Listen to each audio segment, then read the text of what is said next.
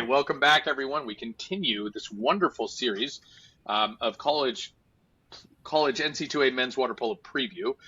Today, we are joined by the head coach of San Jose State, a guy I've known for over 20 years, I think, at least 20, 25 years. Gabor Sarushi, man, welcome back to the show, dude. Way to make us look old, man. I know. The gray hair is getting to us. Thanks for having me. Of course. It's awesome to be back again. Yeah, it's good to have you. Coming off of, I'll tell you what, Gabor, that WCC tournament at Air Force was maybe the most exciting tournament I've been a part of. As a player or a broadcaster or a coach, I think what an unbelievable up at altitude. You know, you guys weren't ranked one going in. Tough road to get there, playing Pepperdine in the semifinal, CBU in the final. I mean, you know, and you'd lost to CBU last year in the WCC. Have you thought about that much? Is it a distant memory? I'm biased about it. I think it was one of our best, not just ours, but one of the best conference championships in the NC2As definitely for many years now. Yeah, it's getting better every year. And I mean, look at our conference. It's that's what happens when so many teams can beat so many. We can beat each other so easily in any given day, and that's what happens. I think it's awesome for the sport, awesome for our conference. It's been 8 months now, something like that. It's definitely behind. I think it was amazing while it lasted, and obviously great memories to look back at. But new team, new season, new challenges. You just got to look forward and be excited about that.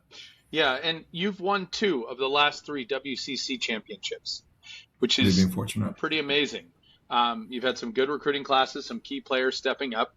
We're going to review this year's recruiting class and the schedule, which you've got a whole month we're going to talk about, and it's a very interesting month.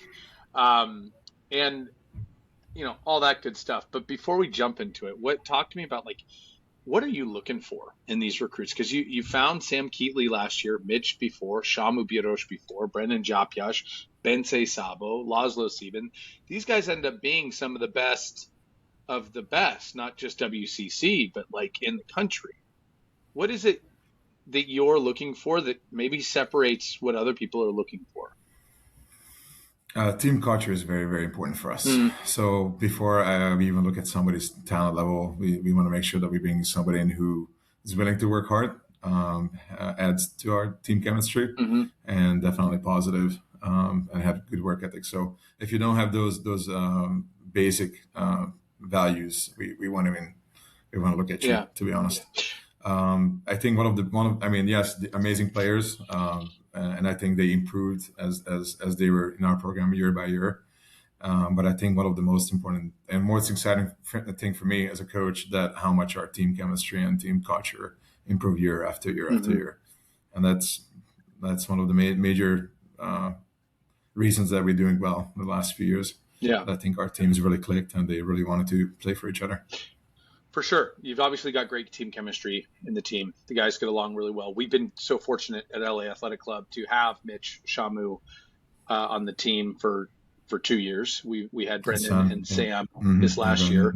And I'll be honest, and I'm biased. I'm happy to admit that I'm biased. I believe Mitch Keatley, Shamu Birosh on the right side is probably the second best right side in the United States of all the teams in the country, behind only Ben Lathy and Bodie Brinkema and Wade Sherlock over there for UCLA.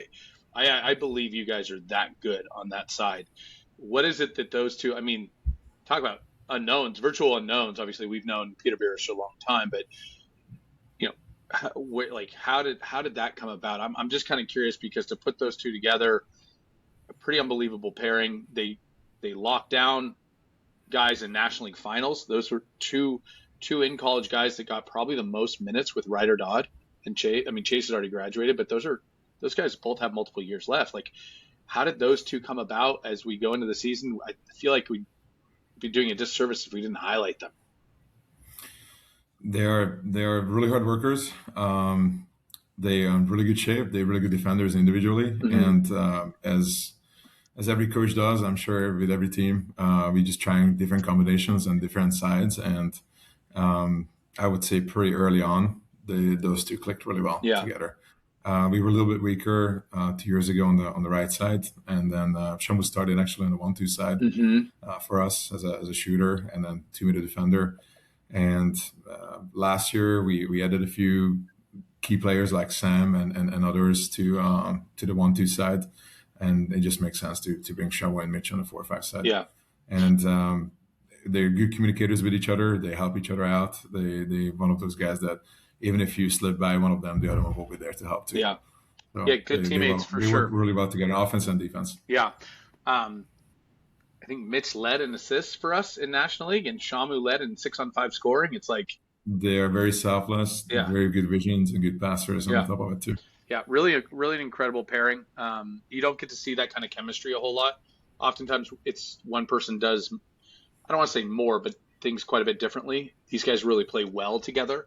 Big part of kind of working together, being a good team, being a good culture. So very cool. And guess who's going to be our two captains this upcoming season? Shamu and Mitch. Amazing. Yeah. Indeed. Amazing. Mitch is a returning captain, and Shamu is going to be a co-captain. Yeah. Well, you've got Sam Keatley, the younger brother of Mitch.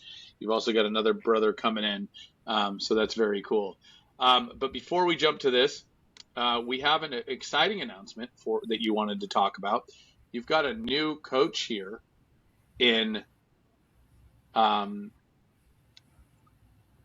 whoops. I'm going the wrong way here. Yeah, I'm all over the place. There we go. Lee McBride. Welcome to San Jose State. How did this come about? We're so excited to have Lee. He's one of those coaches that work really hard here in Northern California. We know each other for many, many years. Coached at Harker. He was the head coach at Harker High School. Did an amazing job with that program when he took it over. Being on the ODP side, he was just in Serbia with the 16U national team. I think he was a really good pickup for us, a local pickup, which is exciting. And obviously, Brad is a long-time head coach who stepped down. He's going to be our volunteer coach in the fall, so he's still going to be around, which we're also excited about. But I think Lee will bring a lot of knowledge to the game, and he's a hard worker. So yeah, very cool. We're excited to have him. Always excited to see new coaches coming to the ranks. It'd be cool if we got more. We don't see many, unfortunately. We don't. I wish we would have more programs and more opportunities. But yeah, I was going to say we need more programs. We need more programs that have more coaches. Indeed. But speaking of new programs, we've got other programs. Keep adding it. Well, we've got St. Mary's coming to the WCC, which is exciting. They're a new program. Davis is coming over from the Big West. St. Mary's is the first D1 program since we were added in 2015. Yeah, which on the men's 11 side. years, man. That's not nearly frequent enough. It's not like it's saturated. It's not like every school that has a pool has a water polo team. So there's some room to grow there. But let's talk real quick before we dive into, the recruits. Like, you guys are headed to the Big West, not in 2026, but in 2027. So this is your last year in the WCC, which makes me a bit sad because you've been such a staple and you guys have really been a good team in the WCC. Is there any added incentive to like win again? Obviously, you want to win the WCC, but win again, like as your last year, to be like we were the champions 3 of the last 4 years, and we're going out on top, that kind of thing. Of course, you always want to go out with a big bang, but we take it day by day, week by week. I'm not looking at November just yet because we have so much to do until then. But we were in the WCC final the last 3 seasons. That's right. And that's the minimum goal that we have again for this year to at least be in the final and have a chance to make it to the NCAAs again. It's such a cool conference. We had such a great time over here. I only have positive things to say about WCC, really.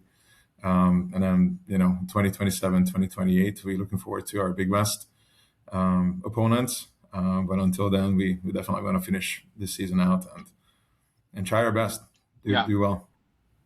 Well, I mean, again, it's a little bit sad. You're leaving in 2027.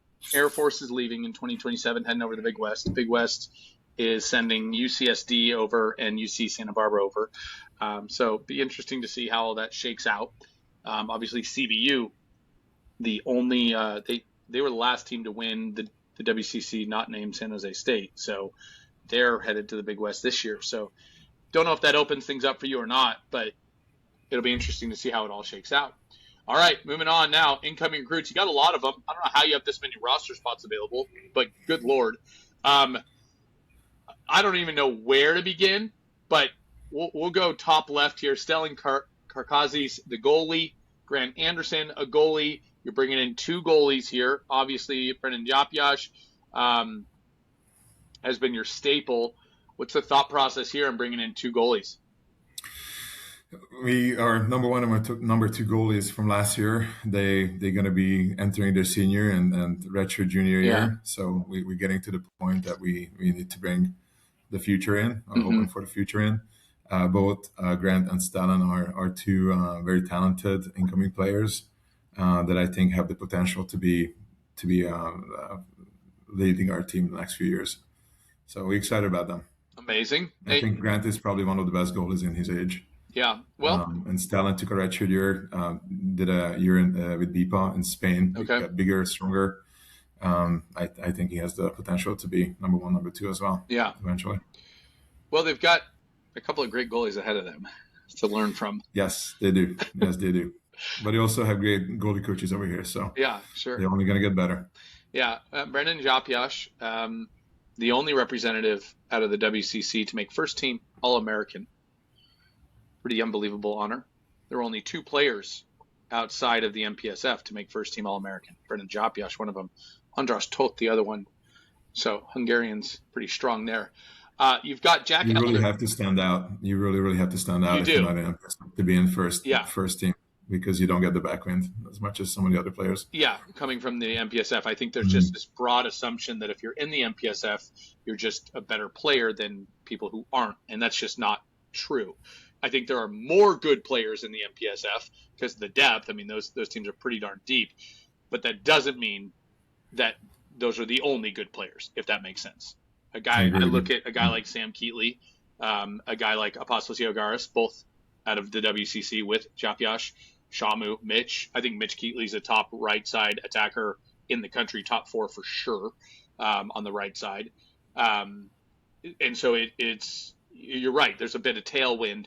If you're just in the MPSF, it's just assumed that you're a bit better. And I don't think that's fair, but it is what it is. So it's pretty unbelievable honor for Brendan to be on there. So good mentorship there for Stellan and Grant.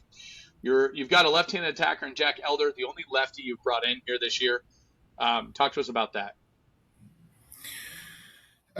Jack has been somebody that we've been monitoring for the last 2-3 years, coming out of La Morinda, Compline High School.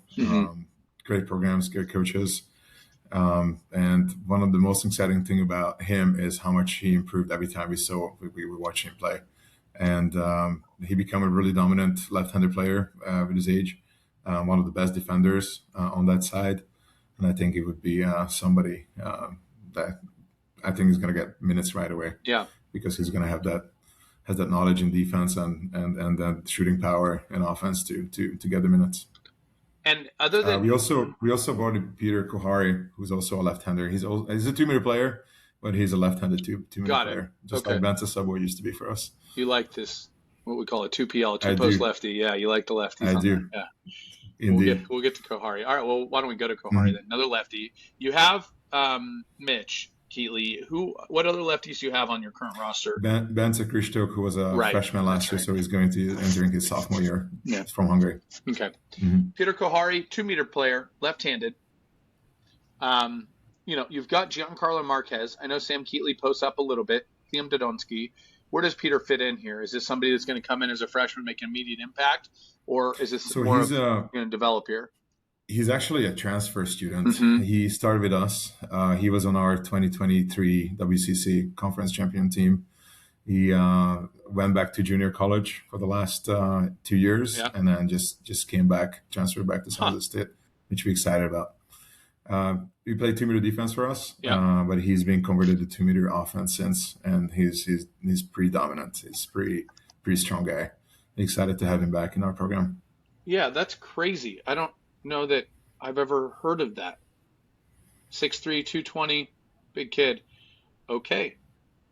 Well, that's a first for me, Gabor.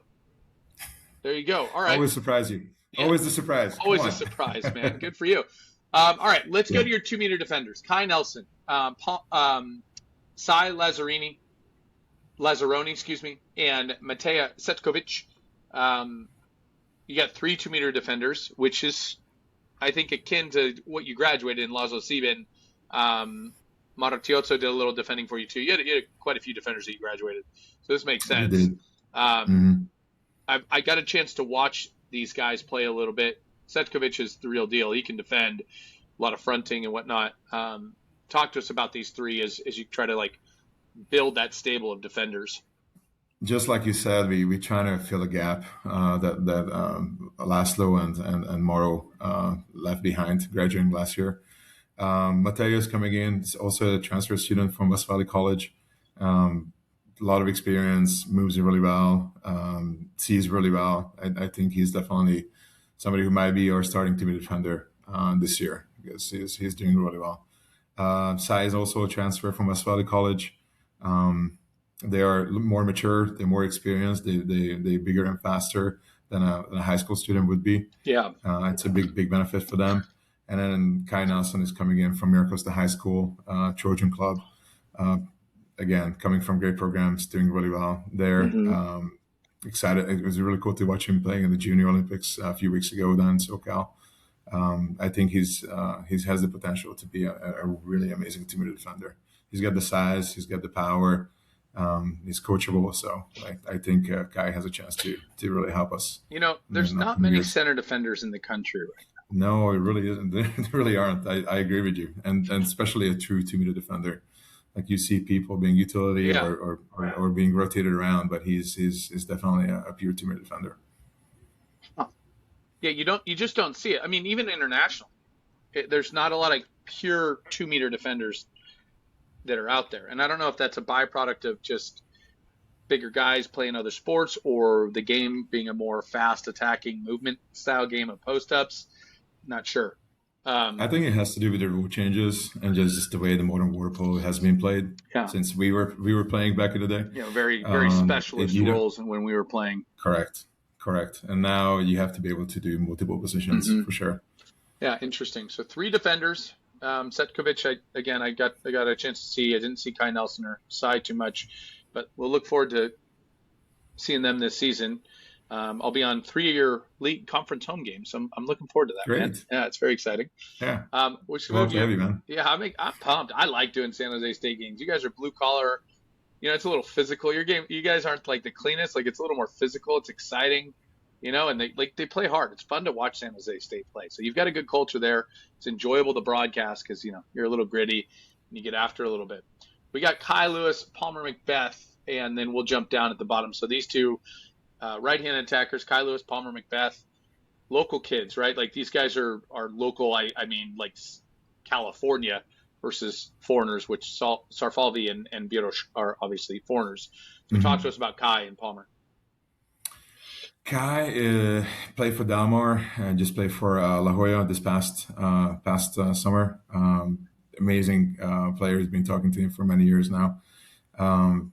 Very quick, very explosive, really, really hard to guard one-on-one. Has a great shot. I think this is our one of our strongest class that we had. So I'm very excited to see all these pictures and all these names. Yeah. And then finally have them on campus. Just a pure driver. Like I said, one of the fastest guys I've seen him coming out of high school. Same with Palmer. Palmer is very explosive. He's got to get a little bit stronger, but he has a really good vision, sets the ball really well. One of those guys can score out of nothing. Yeah. Make it happen.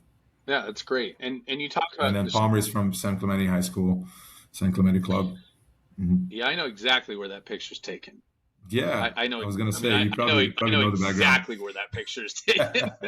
Those San Clemente kids. Yeah, well, there's not a lot of places to take a picture like that in San Clemente. Just having those of you who don't know, I grew up in San Clemente. I was born in Laguna Beach there. So, yeah, cool, man. It's exciting. It's a really big class just in terms of like numbers. Again, you graduated a lot, and that's I think going to pose a challenge to repeating, but certainly backfilling here with a lot of guys that can help. Sai, Matea not coming in as freshmen, as you talked about. Peter obviously not coming in as a freshman. So you're going to get a little more maturity. We'll jump now. I have a question about that, but I don't want to get too far off on a tangent. Aron Sarfalvi, I hope I said that right, right-handed attacker. Vince Birosh, right-handed attacker. Vince, the younger brother of Shamu. So you get two sets of brothers on the team, the Birosh brothers and the Keeley brothers. And Sarfalvi also from Hungary, I believe. He is. He played for Ferencváros. Yeah. Ferencváros. Cool. Talk to us about these two. Obviously, Vince comes from good stock, and Peter Birosh, a 3-time gold medalist. Is he what like? I don't want to compare him to his brother because I feel like that's been going on his whole life. You should never do that. Yeah, I mean it's hard. I don't think they would like that. Yeah, they get along. Vince was actually a swimmer for the longest time, and was converted to water polo probably 4 years ago, which for Hungarian standards is pretty late. To start playing water polo. But because of that, he's really, really fast. He's actually very strong for his size. I think he's one of those players that we put him as a right-handed attacker, 1-2 side player, but he can guard, he can post up. He does a lot of movements in offense. It's really hard to guard one-on-one for sure. Great shot. I think it shows definitely, in my opinion, is an indicator for our program that if the older brother's having a good time with our program, the family likes our program and what we do over here. They're willing to send their younger brothers to us as well. I think it's a statement for our team culture and then coaches and players in general. So excited to have two sets of brothers. I don't think we ever had two sets of brothers before, but it adds to the day-to-day fun activities before and after practice. And then Aaron, coming from Ferencváros, he was the captain actually for the 18 and under team. If you watch him playing in January when they were here with a lot of other international teams as well for the international tournament, they won. FTC won that tournament, and he's the captain of that team. Very smart, super high water polo IQ player. I think he's one of those players that can be a 2-3 goal per game player right off the bat as a freshman. So excited to have both of them. It's a big statement. A 2 to 3 goal player as a freshman in the WCC. It's not easy to do. That's Sam Keatley standards. That's Apostolos Georgatos standards. That's like all WCC. They were more like 4 or 5 goals per game in most cases. That's fair. That's fair. I mean, we can talk about our season, our opponents coming up next, but it's not getting easier. That's for sure. And so good segue. Thanks for teeing that up for me. Appreciate that. This is October. In 10 days, you play Pacific, Davis, LMU, and Pepperdine. Like, bro, what in the world? That's every 2.5 days. That's crazy. You see, that's what happens when you don't have the league. You don't do your league schedule. It's been given to you with a little bit of a tweak. That's just the way how our conference did it this year. Wow. Now you're going back to the Princeton invite. You're going to play Harvard and Princeton on Saturday. This is our first time, actually. Yeah. So 2 years ago, we did Harvard invite. This is our first year going to Princeton and Fordham. Well, you've got Harvard, Princeton Saturday. Then you've got Fordham on Sunday. So the 12th, you're Harvard, Princeton. And then the 13th, you're Fordham.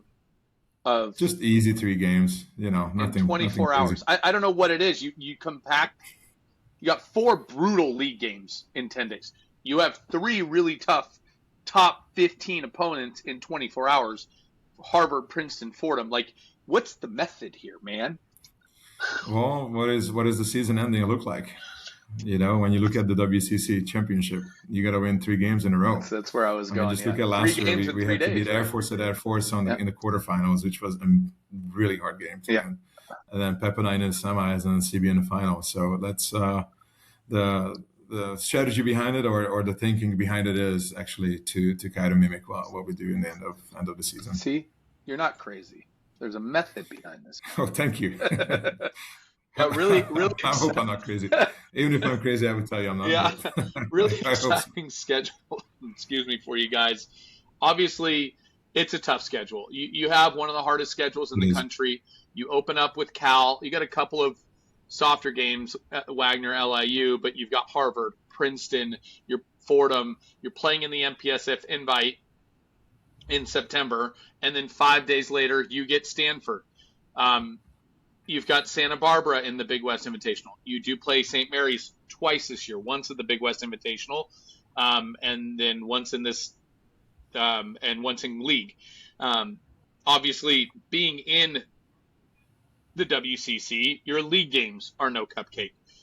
Your Julian Frazier Memorial, you're going to play CBU. You're going to play Brown, which is a good team this year. Don't count out the Bears. I'll tell you that for free. Well, they were a good team last year too, but they're better this year, right? I mean, you got Santa Clara. Santa Clara is kind of good this year. Like, they were decent last year, only team to beat Pacific in WCC conference play. They're better this year. And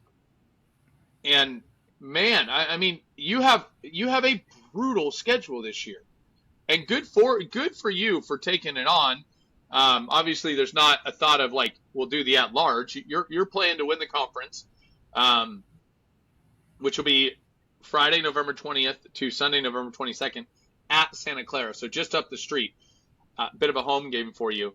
Is the thought here, make your regular season as tough as possible so that as you go into conference play in October, November, and into the WCC tournament, like, you feel like you've got enough calluses and you've been challenged enough that the team is riding kind of a strong feeling of confidence, if you will?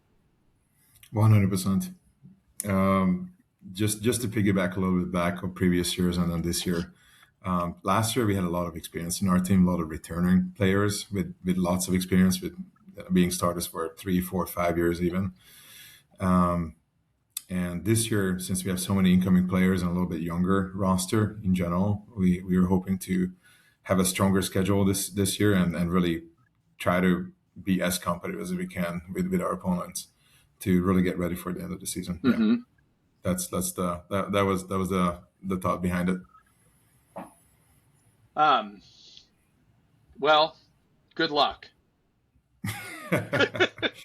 It's an exciting time, and Gabor, as always, thank you for being here. We love having you on, man. I've really enjoyed getting to know your team and your players, and you've done so well in the WCC. It's been exciting. It's been exciting to watch, and so good luck this year, your last year, at least for the foreseeable future, in the WCC.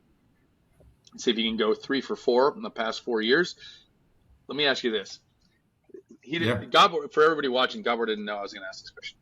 Who's the team to beat in the WCC this year? I'm going to reverse that question. Who isn't the team to beat this year in WCC?